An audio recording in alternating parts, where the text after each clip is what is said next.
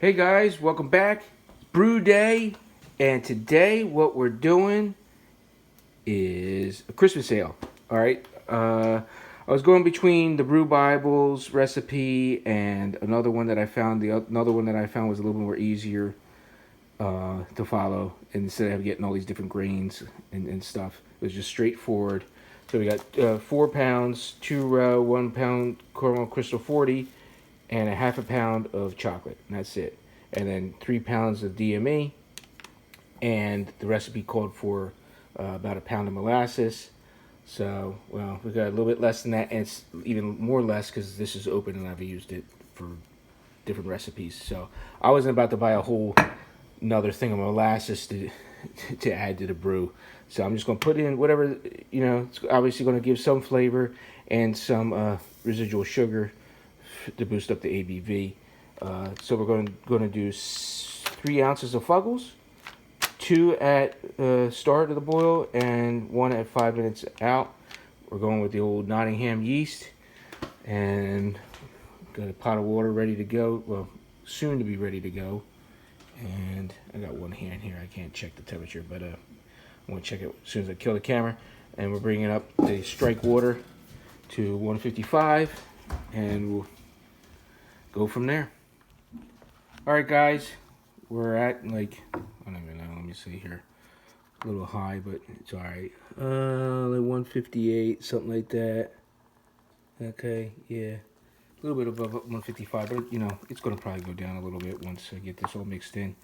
So there you go. We're mashing in, and like I said, with the 4 pounds and the 3 pounds of extract, I kind of pudged it, but I was having a problem when I was ordering the stuff, and I was going to add an extra pound, but I didn't, of grains. So with the molasses and this on Brewer's Friend, my calculations are coming out to be around like close to 6%. We'll see when I take an original gravity, and then I have to estimate from there.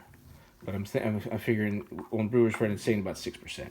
So, if not a little bit less than 6%. The original recipe for this calls for like 7 pounds of all extract, like 8 pounds of extract.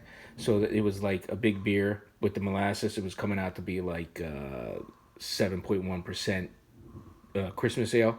So I'm not shooting for that. I didn't want that anyway, but at least I normally do 5 pounds of grains and the rest extract. So it is what it is. I normally like mine at 6.5%, or closer to 6. Not but we'll see. Hey, we're using Nottingham yeast. That's your go-to. It's a workhorse, so we'll see. All right, so let me get this in the oven. Let me start the timer for an hour. Do. There you go. And hey, brew day on.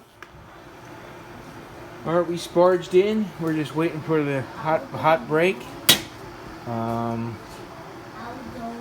Let me see if I can show you the color. Oh yeah, we got a nice dark brew. That chocolate malt really darkening it up. Look at that. Nice Christmas colors. Nice dark Christmas ale. I'm pretty much spot on with the color, I believe. So yeah, just wait for this come up to the hot break, and then once that hot break hits, then we're going to put our 2 ounces of Fuggles in for the 60. And here we go, 2 ounces of Fuggles at 60 minutes. I'm going to put my timer on. There we go.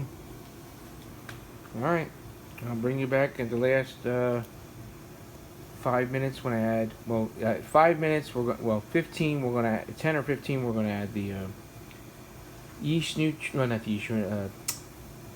Irish moss.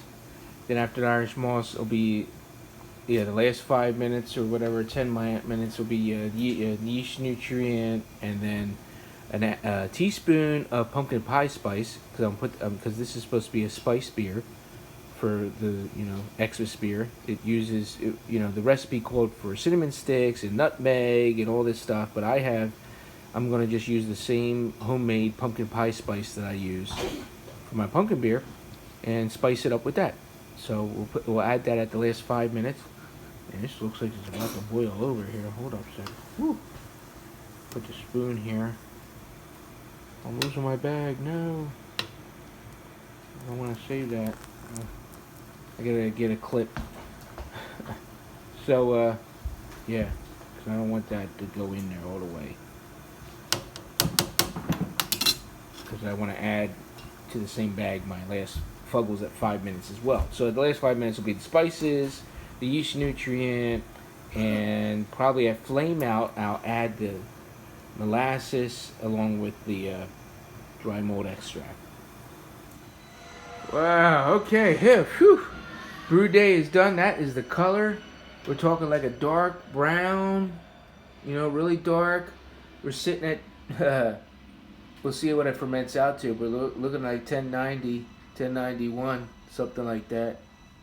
I think 1080, 2, 4, 6, 8, yeah, 1090. Right on the dot, 1090. That's a high number. According to this, we're sitting at 66, so I really chilled it down with the wort chiller there. Hey guys. Hey guys, yeah, brew day's done, Willie. All right, yeah, third mate Willie here. Yep, yeah, that's it. This one, this is the Christmas brew. All right, thanks for coming along for the journey. Oh my goodness, it's always something. Not too much hiccups. You know, a little spillage. You know, when I was trying to get it into the fermenter, but not too bad. It's just a couple drips. But we're looking at, like I said, where is it? Yeah, so we're looking. I'm gonna call it a 1090, and then we'll see what it ferments out to. As you said, I got the meat out. I got to start tacos in a minute. So, job's never over. So I'm gonna get the yeast in, which is Nottingham, and then get it in the closet, and we'll bring it back in 2 weeks when I'm gonna transfer this one. I'm gonna try to transfer this one into my keg that I got. Now I don't have a keg fridge, but it's about 41 degrees in the garage right now during the winter time.